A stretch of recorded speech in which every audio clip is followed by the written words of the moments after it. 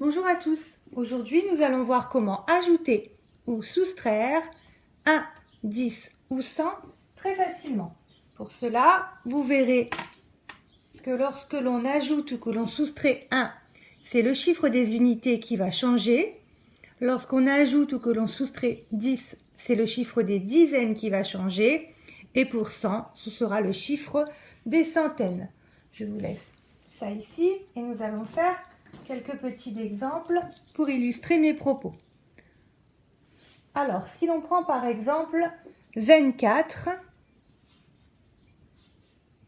auquel on rajoute 1. Là, on voit tout de suite que dans les dizaines, rien ne change. Dans les unités, c'est ce qu'on a dit tout à l'heure, il n'y a que les unités qui changent quand on rajoute 1. 4 et 1, 5 unités. Et le nombre de dizaines n'a pas changé. Si on le matérialise, on voit que l'on avait 2 dizaines, 4 unités. Si on rajoute une unité, on voit bien qu'on n'a pas touché aux dizaines. Nous allons maintenant prendre un exemple un petit peu plus grand. Si on prend 347 et que l'on ajoute 1, 1 est une unité, c'est donc bien les unités qui vont changer du nombre de départ, le 7 qui devient 8. Le 4 ne change pas puisque dans 1, pas de dizaines, pas de centaines, le 3 ne change pas.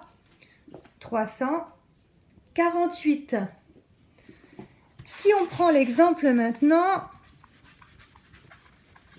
on reprend celui de tout à l'heure, 24. Mais on ajoute 10 cette fois-ci. On comprend bien, comme je l'ai dit tout à l'heure, qu'il n'y a que les dizaines, le chiffre des dizaines qui va changer, puisque dans 10, 0 est le chiffre des unités. Donc dans les unités, on ne change rien. Et c'est dans les dizaines que le 2 va devenir 3. Exactement la même chose pour un nombre plus grand. Je reprends 347. Si je lui ajoute 10, le 7 ne change pas. C'est bien le chiffre des dizaines, le 4, qui se transforme en 5. Et dans les centaines, ça ne change pas. Voyons voir maintenant pour ajouter 100. 347, si je lui ajoute 100, on voit bien que dans 100, il n'y a pas d'unité, il n'y a pas de dizaine, c'est bien une centaine que l'on va ajouter. Donc dans les unités, rien ne change, dans les dizaines, rien ne change, et c'est le chiffre des centaines, le 3, qui devient 4. Maintenant, si on reprend le nombre 24 et que l'on veut ajouter 100, c'est la même chose. Le 4 ne change pas, le 2 ne change pas. Il n'y avait pas de centaines, il y en a maintenant une. Voilà, 124. Pour soustraire, c'est la même chose. C'est le chiffre des unités, des dizaines ou des centaines qui va changer. Je vous mets ça en ligne pour vous montrer qu'il n'y a pas besoin de poser ce calcul. Donc si je reprends le nombre 24 et on enlève 1, c'est l'unité qui va changer.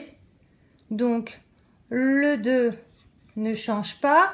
Le 4 devient 3. À 4, on a enlevé 1. Si je prends 347 et j'enlève 1, je vous laisse réfléchir. À quel chiffre est-ce que l'on va soustraire le 1? Au 7, puisque c'est lui l'unité. Cela fait donc 346. Si je prends maintenant 24 et que j'enlève 10, le chiffre qui va changer ici n'est pas l'unité, Quand on enlève 10, on touche à la dizaine. Donc, c'est le 2 qui devient 1. Le 4 ne change pas. Si on prend 347 et que l'on soustrait 10, je vous laisse réfléchir à savoir quel chiffre va changer. C'est bien le 4. La centaine ne bouge pas. Le 4 devient 3, puisque l'on a enlevé une dizaine. Le 7 ne bouge pas. La même chose maintenant avec 100. 24 moins 100, on ne peut pas. 24 est plus petit que 100. On va donc prendre directement l'exemple 347 auquel on enlève 100. Alors, quel chiffre va changer? Oui, ici, le 3 simplement, qui devient 2.